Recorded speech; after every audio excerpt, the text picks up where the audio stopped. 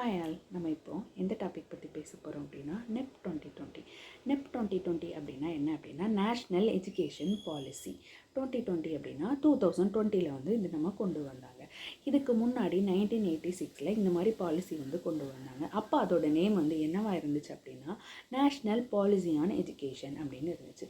இதில் என்ன மாதிரி ரூல்ஸ் வந்து வச்சுருப்பாங்க, எந்த மாதிரி பாலிசிஸ் வந்து இருக்கும் அப்படின்னா ஸ்டூடெண்ட்ஸோட கரிக்குலம் ஸ்ட்ரக்சர் எப்படி இருக்கணும், ஸ்கூல் இன்ஃப்ராஸ்ட்ரக்சர், டீச்சர்ஸ், அவங்களோட எஜுகேஷன் குவாலிஃபிகேஷன் என்னவாக இருக்கணும், இது மாதிரி நிறைய விஷயங்கள் வந்து நம்மளோட எஜுகேஷன் சிஸ்டத்தில் இருக்க எல்லா ஸ்கூல்ஸும் எல்லா காலேஜஸும் ஃபாலோ பண்ணணும் அப்படிங்கிறதுக்காக சம் பாலிசிஸ் வந்து இருக்கும். அதுதான் என்ன அப்படின்னா நேஷ்னல் எஜுகேஷன் பாலிசி. இந்த நேஷ்னல் எஜுகேஷன் பாலிசி அப்படிங்கிறது இந்தியா ஃபுல்லாகவே ஒரே எஜுகேஷன் பாலிசியாக தான் இருக்கும். ஓகேவா? இப்போது இது எதுக்காக 2020 இதை கொண்டு வந்தாங்க அப்படின்னா ஸ்டூடெண்ட்ஸோட அவங்களோட க்ரியேட்டிவ் திங்கிங்லாம் அதிகப்படுத்தணும். இன்னோவேஷன், அவங்களோட க்ரியேட்டிவ் திங்கிங்லாம் அதிகமாக்கி இந்த அன்எம்ப்ளாய்மெண்ட் சிஸ்டத்தை வந்து நம்ம என்ன பண்ணணும் அப்படின்னா இல்லாமல் ஆக்கணும். ஸோ இந்த மாதிரி தாட்டில் தான் என்ன பண்ணாங்க அப்படின்னா நமக்கு நெப் 2020 கொண்டு வந்தாங்க. ஃபஸ்ட்டு ஓல்டு சிஸ்டத்தில் வந்து எந்த மாதிரி ஸ்கூல் ஸ்ட்ரக்சர் இருந்துச்சு அப்படின்னா 10+2 இருந்துச்சு. அதாவது ஃபஸ்ட் ஸ்டாண்டர்ட் டு 10 தென் 11, 12 இருந்துச்சு. இப்போ கொண்டு வந்து நேஷ்னல் எஜுகேஷன் பாலிசியில் வந்து 4 ஸ்டேஜஸ் வந்து இருந்துச்சு ஸ்கூலோட ஸ்ட்ரக்சர். ஃபஸ்ட்டு வந்து 5 அப்படிங்கிறது என்ன அப்படின்னா 5 இயர்ஸ். ஃபஸ்ட்டு 3 வந்து ப்ரீ ப்ரைமரி ஸ்கூல், அதாவது பால்வாடி, அங்கன்வாடி, இந்த மாதிரி ஸ்கூலு. தென் கிரேட் 1, கிரேட் 2, இந்த 5 இயர்ஸும் சேர்ந்து என்ன சொன்னாங்க அப்படின்னா அதை வந்து ஃபவுண்டேஷ்னல் ஸ்டேஜ் அப்படின்னு சொன்னாங்க. செகண்ட் வந்து preparative stage. 3rd to 5th வந்து என்ன அப்படின்னா நமக்கு ப்ரிப்பரேட்டிவ் ஸ்டேஜாக இருந்துச்சு. அடுத்து 6 to 8 வந்து என்னவாக இருக்குது அப்படின்னா மிடில் ஸ்டேஜாக இருக்குது. அடுத்து 9 to 12 என்னவாக இருக்குது அப்படின்னா செகண்டரி ஸ்டேஜாக இருக்குது. இப்போ இந்த ஃபவுண்டேஷனல் ஸ்டேஜில் முக்கியமாக என்ன சொல்ல வராங்க அப்படின்னா கண்டிப்பாக நம்ம வந்து மதர் டேங்கில் தான் வந்து ஸ்டூடெண்ட்ஸ்க்கு வந்து நம்ம வந்து சொல்லிக் கொடுக்கணும் அப்படின்னு சொல்கிறாங்க. அதுவும் சும்மா நார்மலாக மெமரி பண்ணி ஓரலாக மட்டும் இல்லாமல் எல்லாமே ப்ராக்டிக்கல் ஓரியன்டாக இருக்கணும். நிறையா ஸ்டூடெண்ட்ஸ் கூட இன்டராக்ஷன் இருக்கணும். அதுக்கப்புறம் அவங்கள நிறைய ஆக்டிவிட்டியில் இன்வால்வ் பண்ண வைக்கணும். இந்த மாதிரி விஷயங்கள்லாம் வச்சு தான் என்ன பண்ணாங்க அப்படின்னா அந்த 5 இயர்ஸை வந்து பிளான் பண்ணியிருந்தாங்க.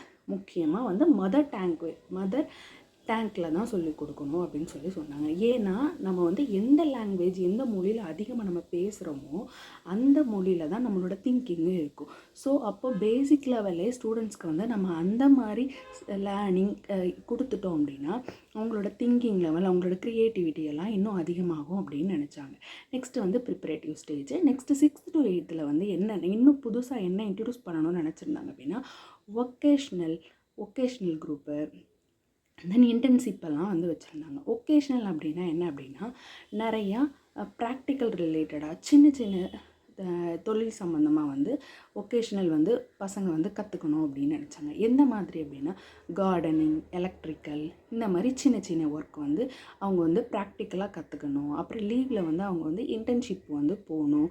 அப்படின்னா அவங்களுக்கு வந்து என்ன அப்படின்னா இண்டஸ்ட்ரியல் ரிலேட்டடாக, அப்புறம் அவங்களோட கேரியர் ரிலேட்டடாக நிறைய நியூ ஐடியாஸ் வந்து இருக்கும். எல்லாமே எக்ஸ்பிரிமெண்டலாக வந்து இருக்கணும். எல்லாமே ஓரலாக மட்டும் இல்லாமல் ஜஸ்ட்டு மெமரி பண்ணி படிக்கிற மாதிரி இல்லாமல் ப்ராக்டிக்கலாக இருந்தால் நிறையா ஸ்டூடெண்ட்ஸ் வந்து நிறைய இன்ட்ரெஸ்டடாக இருப்பாங்க அப்படின்னு திங்க் பண்ணாங்க. நெக்ஸ்ட்டு வந்து 9 to 12 வந்து என்ன அப்படின்னா காம்பினேஷன் குரூப்பு அப்படின்னு ஒன்று இன்ட்ரடியூஸ் பண்ணணும்னு இருந்தாங்க.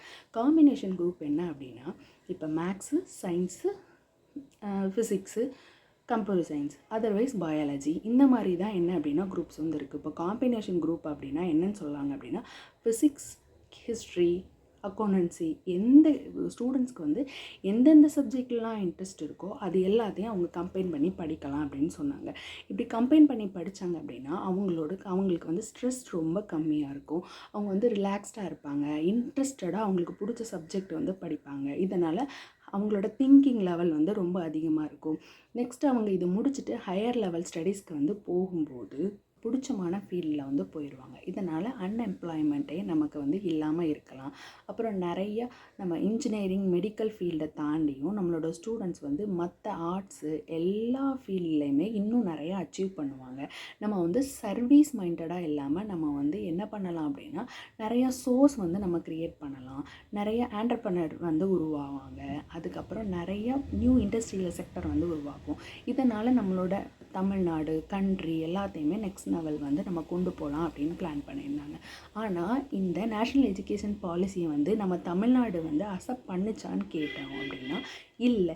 ஏன் இல்லை அப்படிங்கிறதுக்கு நிறையா ரீசன் இருந்தாலும் அவங்க மெயினாக சொல்கிற ஒரு ரீசன் 3 லாங்குவேஜ் பாலிசி. அதை தான் வந்து மெயினாக சொல்கிறாங்க.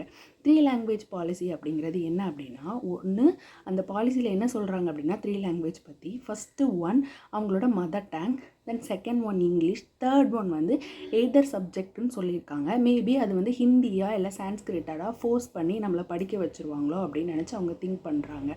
ஸோ அதனால் அப்போஸ் பண்ணலை. இது மட்டும் ரீசன் இல்லை, இன்னும் நிறையா ரீசன் இருக்குது. இப்போ நம்மளோட சைண்ட் ஆஃப் வியூவில் இருந்து நம்ம வந்து திங்க் பண்ணி பார்த்தோம் அப்படின்னா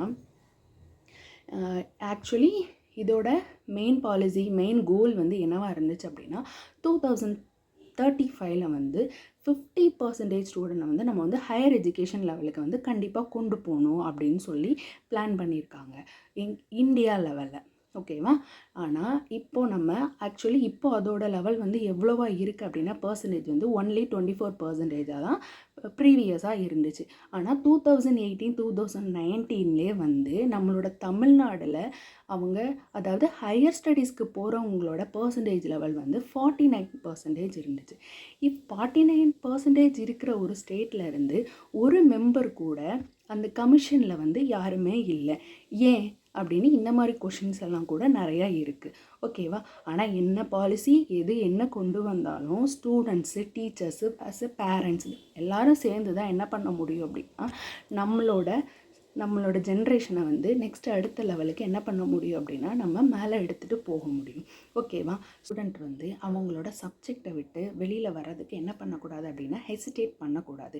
கண்டிப்பாக வெளியில் வந்து நிறையா விஷயங்கள் கற்றுக்கணும், நிறையா புதுசாக கற்றுக்கணும், புதுசாக அப்ளை பண்ணணும், நிறைய எக்ஸ்பிரிமெண்டல் வந்து கண்டிப்பாக ஸ்டூடெண்ட் சைட்லேருந்து பண்ணணும். அஸ் ஏ பேரண்ட்ஸாக நம்ம என்ன பண்ணணும் அப்படின்னா கண்டிப்பாக நம்மளோட ஸ்டூடெண்ட்ஸோ இல்லை நம்மளோட சில்ட்ரன்ஸ்க்கோ நம்ம என்ன கொடுக்கணும் அப்படின்னா அகாடமிக்காக மட்டும் இல்லாமல் நிறைய எமோஷ்னல் வேல்யூ, சோஷியல் வேல்யூ எல்லாமே நிறையா நம்ம அவங்களுக்கு என்ன பண்ணணும் அப்படின்னா நிறையா சொல்லி கொடுக்கணும்.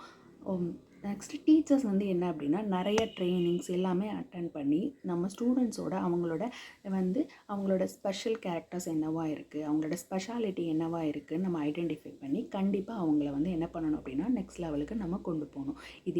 இது வந்து தனியாக இந்த பாலிசியால் மட்டும் எதுவும் பண்ண முடியாது. ஸோ நம்ம ஒரு டீம் ஒர்க்காக இருந்தால் மட்டும்தான் நம்மளோட ஸ்டேட்டையோ கண்ட்ரியோ என்ன பண்ண முடியும் அப்படின்னா அடுத்த நெக்ஸ்ட் லெவலுக்கு நம்ம கிவ் அப் பண்ணி மேலே எடுத்து நம்ம கொண்டு வர முடியும். ஓகேவா? தேங்க்யூ.